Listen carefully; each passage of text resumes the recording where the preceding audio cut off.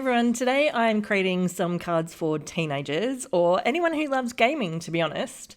I have these strips from my stash they're almost like the little characters from Space Invaders back in the 80s, but they are strips that have all these bright colours in them that I've already matted with some white behind, and I've been trying to figure out how to use them. So this gaming controller stamp is going to be the answer. And these really bright coloured backing papers. These are kids' construction paper that I got in a big giant block. I'm not kidding. It's about 10 inches tall. And it's a very unusual size, but the size that it's not A4 and it's not letter size. So it's not the Australian, UK or the US sizing. It's a bit larger, but it works perfectly to cut 4 backing panels that are 5¼ by 4 from each piece. Perfect to go on a standard A2 white card base. I'm cutting them down, and what I've worked out is, I have 5 different colours that match well with the decorations in the pattern paper. Now, they are not exactly the same. There is red in the pattern paper, and I have orange. There's purple, and there is no purple.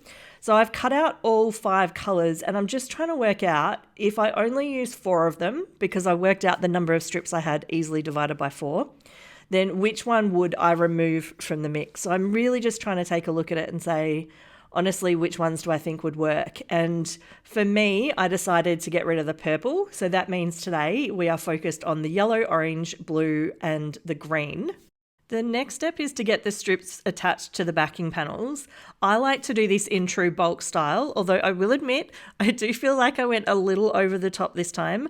I was so determined to just cover my desk in these strips and use everything that I had in my little pile that I just kept going and going and going. And you'll see that I start to drop them into every single gap.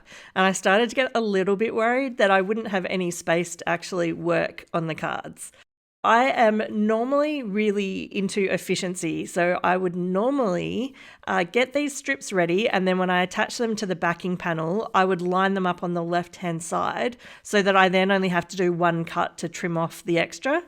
What I decided to do this time was actually go for quality instead of efficiency of time, because I wanted to make sure I had a really clean cut down the left and the right hand side of the backing panels.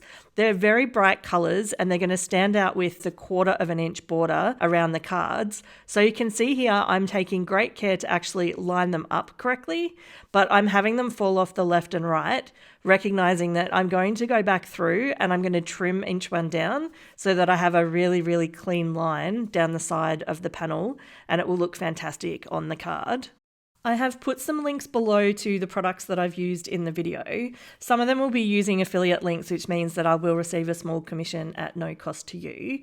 Just a reminder that if you do use the links on any creator's channel, when you go to a store, you don't have to buy the exact item. Anything you purchase will then be considered a referral and will help out the creator.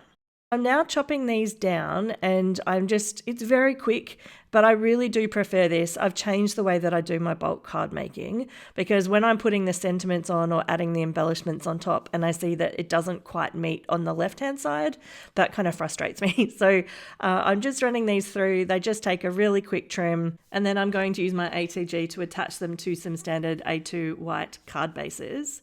I'm now moving on to stamping out the controllers.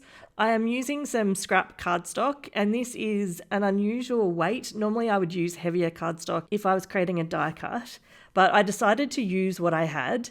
I do not have any dies to be able to cut out this design, so I'm well aware that I'm going to need to fussy cut it. And it's a very, very simple shape, so I'm not particularly great at fussy cutting, and I know that with practice you get a much steadier hand, and I think people say move the item, not your scissors. And so I try and follow that mantra. I decided to use my Misti stamping tool for this. Number one, because of the volume I was creating, but also because I knew I would need to double stamp. I am using Nocturne, which is a VersaFine colour, and because it's pigment ink, it also does need a little bit of a moment to dry, but it just makes it so much easier that I can stamp this twice in the same spot. It is a full colour block image, which means if it's patchy or it doesn't look like I've got good coverage, then it's really going to detract from the card. And I basically found I needed to stamp it twice each time. I'm now moving on. I've fussy cut them all off camera, and I'm now moving on and attaching them to the card bases.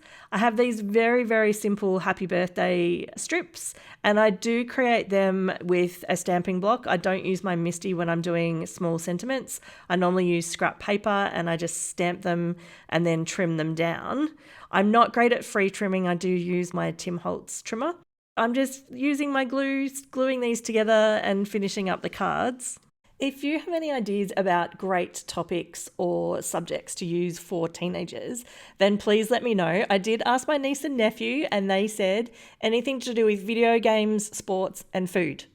So I think those are 3 excellent categories, and I'm going to work with that as a starting base. But if there is something that you've thought of that you have seen work, then I would really love to know about it, because I think creating cards for teenagers can often be a little bit more challenging than creating them for younger children, where there's lots of cartoon style papers or things that are, really intended for a younger audience. If you are enjoying the video, it would be great if you could hit the like button. It is one of the things that YouTube uses to share videos with new audiences. So it's very, very helpful to all creators. I have put another video here that I think you might enjoy. Have a great day.